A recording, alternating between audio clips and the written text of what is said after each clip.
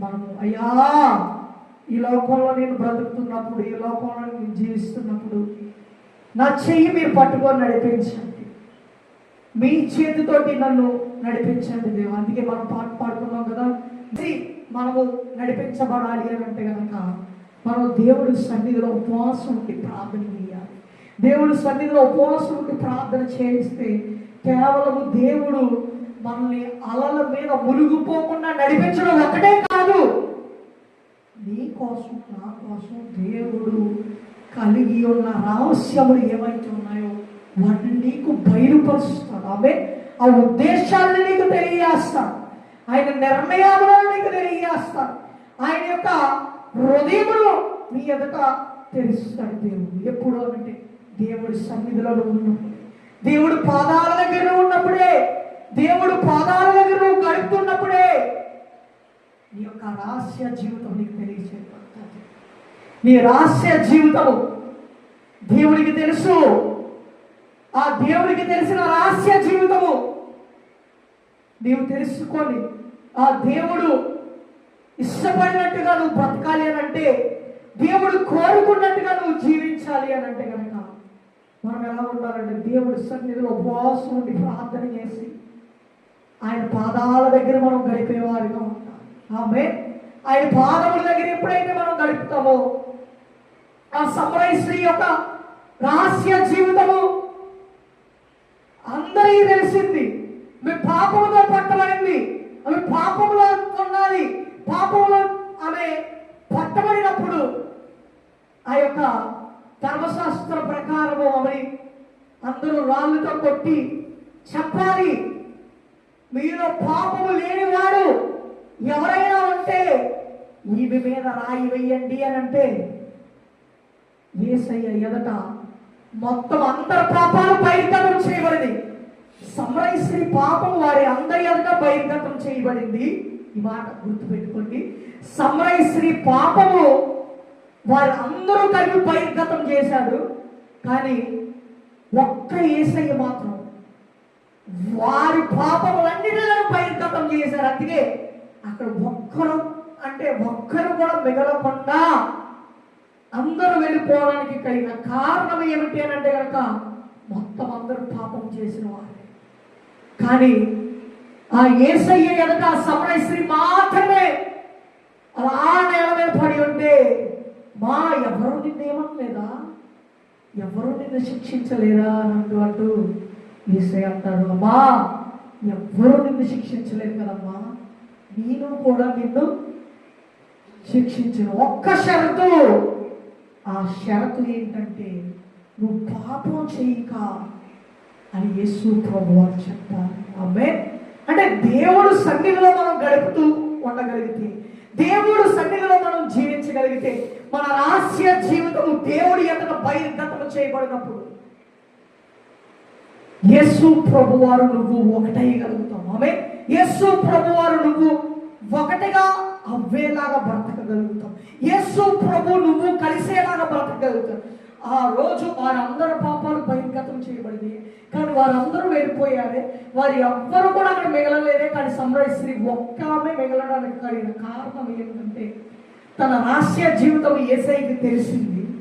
కానీ యేసయ్య నన్ను ఏమీ అనడు అని ఆమె గ్రహించింది.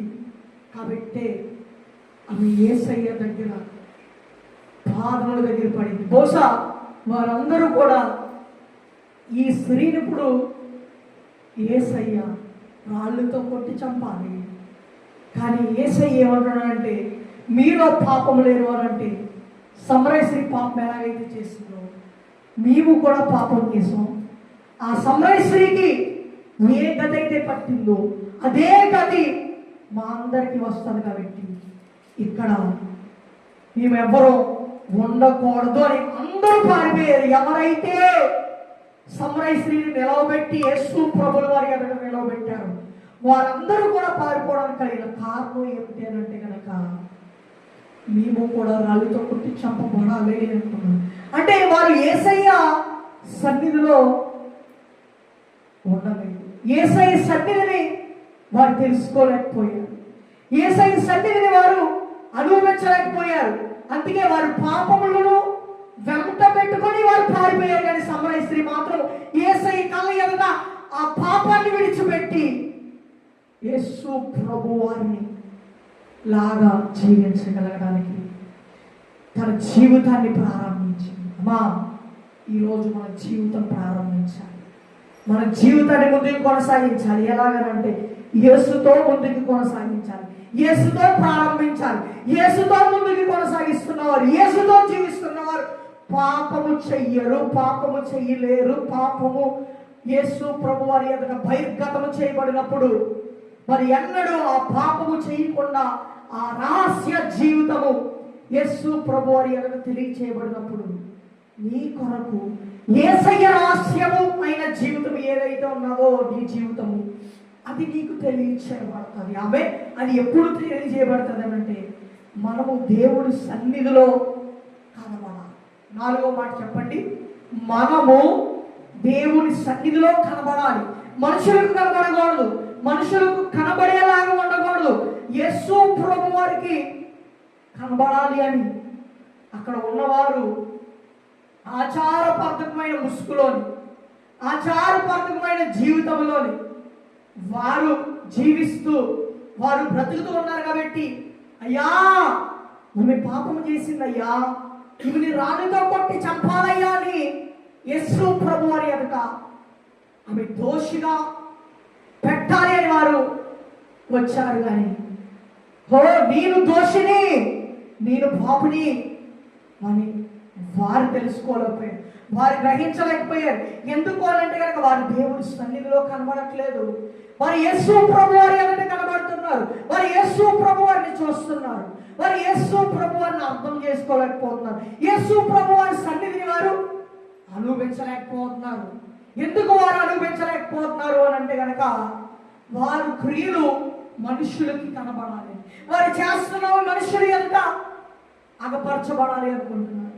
ఆచారబద్ధమైన జీవితం మనుషులు ఎంత వారు అగపరుస్తున్నారు, వారి జీవితం అలా కొనసాగిస్తున్నారు. కాబట్టి కేవలము సమరయ స్త్రీ యొక్క పాపములు యేసు ఎదుట బహిర్గతం చేయబడినప్పుడు తన రహస్య జీవితాన్ని యేసు ప్రభు వారి దగ్గర నుండి పొందుకొని ఆ సమరయ స్త్రీ ఒక గొప్ప సువార్థికురాలిగా మారిపోయింది. ఆమె సమరయ అనే పట్టణాన్ని యేసు ప్రభు వారి యొక్క పాదములకి అంకితం చేసింది. ఆమె అటువంటి శ్రేష్టమైన జీవితాన్ని మనం కలిగి ఉండాలంటే, అటువంటి ఉన్నతమైన జీవితాన్ని మనం కలిగి ఉండాలి అని అంటే మనం కలిగి ఉండవలసిన 4వ అనుభవం ఏమిటంటే కనుక దేవుని సన్నిధిలోనే మనం కనబడాలి. ఆమె నువ్వు దేవుని సన్నిధిలో కనబడాలి.